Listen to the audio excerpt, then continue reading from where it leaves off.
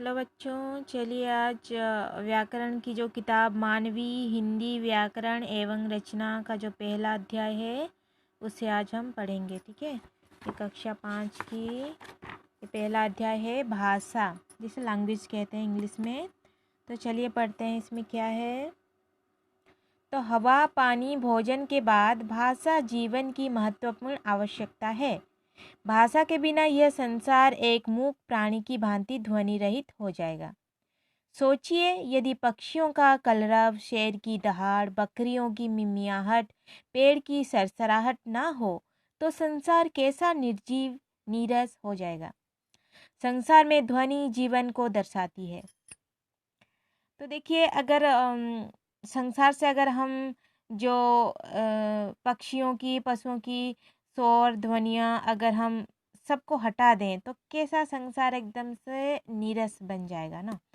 तो यह बहुत ज़रूरी है कि संसार में ऐसे बोलियाँ और ध्वनियाँ रहनी चाहिए। ठीक है, तो जड़ और चेतन सभी में ध्वनि होती है। मतलब जड़ मतलब जो जीवन रहित है और चेतन मतलब जो जीवन है जिसमें, तो सभी में ध्वनि होती है।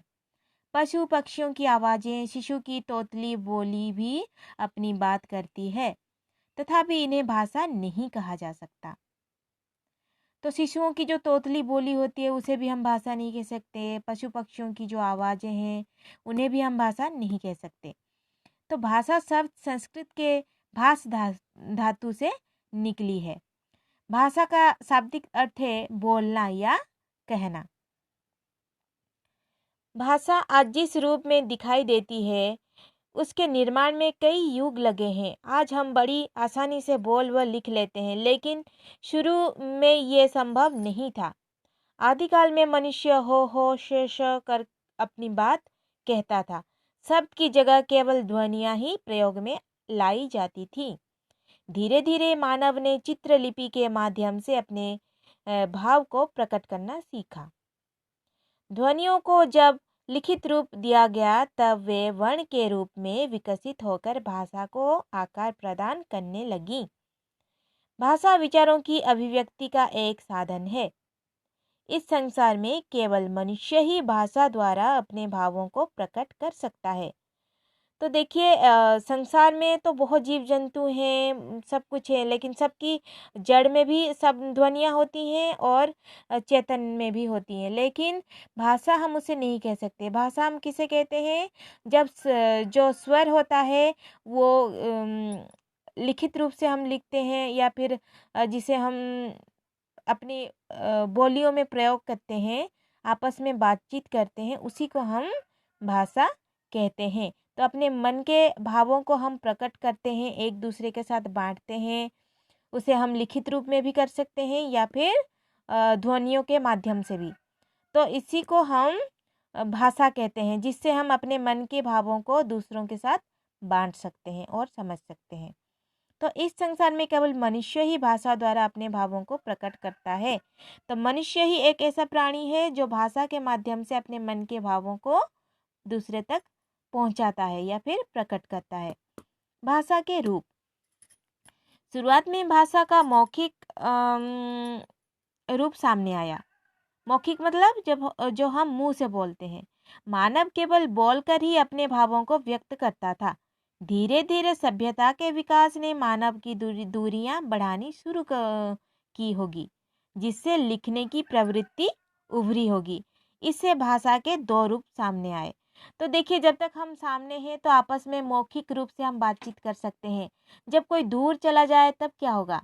तो शायद इसी वजह से मानव ने लिखना सीखा, ताकि दूर के अपने जो प्रिय व्यक्ति को या फिर अपने पहचान के व्यक्ति को अपने मन के भाव बता सके, जैसे कि खत के माध्यम से। तो ये लिखित रूप का आविष्कार हुआ होगा। ठीक है, तो भाषा के दो रूप हैं, एक है मौखिक और दूसरा है लिखित। तो मौखिक भाषा किसे कहते हैं?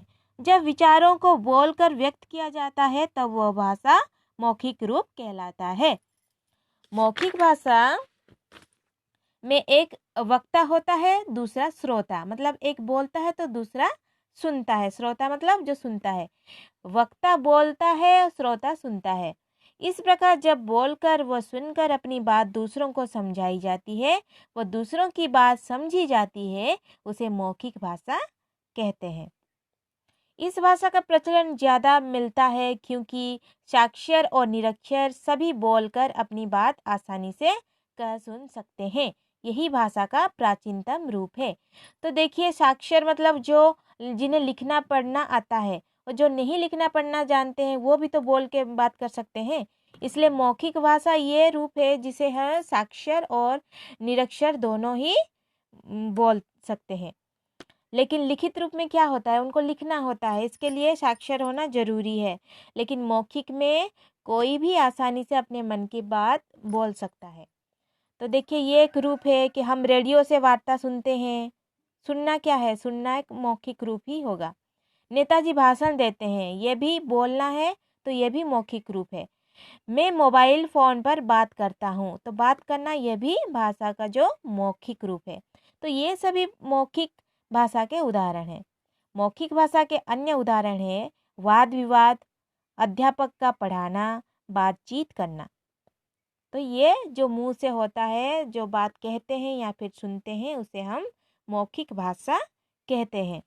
तो लिखित भाषा किसे कहते हैं? जब लिखकर भावों विचारों को प्रकट किया जाता है तो उसे लिखित भाषा कहते हैं। इसे केवल साक्षर ही इस्तेमाल कर सकते हैं। साक्षर मतलब जो पढ़े लिखे हैं। तो इसमें एक लिखता है तो दूसरा पढ़ता है। लिखित भाषा के माध्यम से हम दूर बैठे लोगों तक अपनी बात पहुंचा सकते हैं, खत के माध्यम से।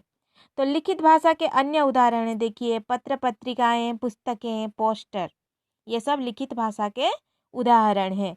तो लिखित भाषा के अन्य उदाहरण हैं ईमेल, बैनर, कविताएं, कहानियां आदि। तो लिखित भाषा जहां ज्ञान सामग्री को भविष्य के लिए संजो कर रखने का आसान साधन है, वहीं अतीत को समझने व जानने का उत्तम साधन भी है। तो लिखित भाषा के माध्यम से हम ज्ञान विज्ञान को अपने कागज़ में हम लिखकर सालों साल तक इसे हम जीवित रख सकते हैं। तो लिखित भाषा का यह भी एक अच्छा गुण है कि हम आज का ज्ञान हम आगे पीढ़ियों के लिए भी हम संभाल के रख सकते हैं। ठीक है। तो आज कंप्यूटर ने भाषा को और अधिक समृद्ध किया है। आज विश्व में 3000 से अधिक भाषाएं हैं, जिनमें हिंदी का स्थान तीसरा है। तो आज विश्व में 3000 भाषाएं हैं, जिनमें हिंदी का स्थान तीसरा है। ये बहुत ही अच्छी बात है, ठीक है ना, क्योंकि हिंदी हमारी राष्ट्रीय भाषा है। तो हिंदी को भारत की राजभाषा का दर्जा प्राप्त है। भारतीय संविधान द्वारा पहले 18 भाषाओं को मान्यता प्रदान की गई थी, जब बोडो, डोगरी, मैथिली और कोंकणी बोलियों को भी भाषा का दर्जा दिया गया है। अब मान्यता प्राप्त भाषाओं की संख्या 22 हो गई है। ये हैं हिंदी, असमिया, बंगाली, गुजराती, बोडो, डोगरी, कन्नड़, कश्मीरी, कोंकणी, पंजाबी, उर्दू, मैथिली, मलयालम, मणिपुरी, मराठी, नेपाली, उड़िया, संस्कृत, तमिल, तेलुगु, संथाली तथा सिंधी। तो ये भाषाएं मान्यता प्राप्त हैं और ये कार्यालय में भी इसका उपयोग किया जाता है। ठीक है। तो ये मान्यता प्राप्त भाषाएं हैं और ये है 22 भारत में। तो भारत की संपर्क भाषा हिंदी है तथा विश्व की संपर्क भाषा अंग्रेजी है। ठीक है। भारत की संपर्क भाषा क्या है? हिंदी, तथा विश्व की संपर्क भाषा है अंग्रेजी। तो 14 सितंबर 1949 को हिंदी को भारत लिपि लिखने की कला है,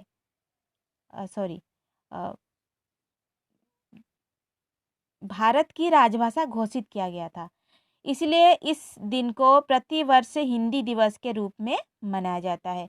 तो हिंदी दिवस हम क्यों मनाते हैं? क्योंकि उस दिन हिंदी भाषा को भारत के संविधान ने राष्ट्रीय भाषा का दर्जा दिया था।